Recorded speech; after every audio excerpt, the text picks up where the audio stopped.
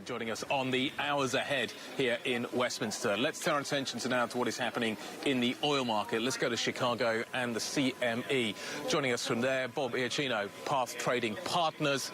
Bob, one of the things we've seen over the last few days is a pretty strong bid in oil. Bloomberg wrote a piece a little earlier on suggesting that thus far the rally we've seen in crude has been fundamentally driven and the speculators aren't in. So the big question is, what's going to get them in?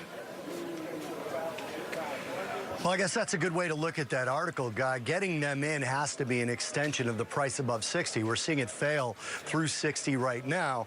But I think part of it is that speculators are afraid that the demand weakness story is real, that the potentially a global recession is real.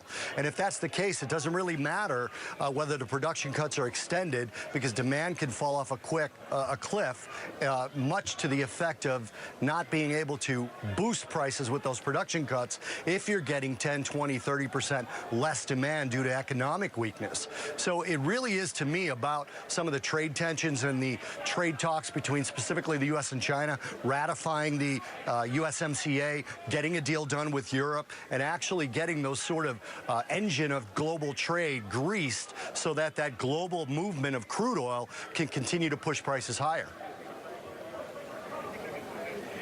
Bob, we're getting really strong demand for Govy paper around the world. We saw a 10-year Bund auction today in Germany. First time since 2016 we've seen that with negative yields. We saw the 2-year auction in the United States yesterday. Got a 5-year auction coming up. Demand incredibly strong at the moment. Is the market, though, getting in front of its skis a little bit? Is this demand a little too strong in your mind?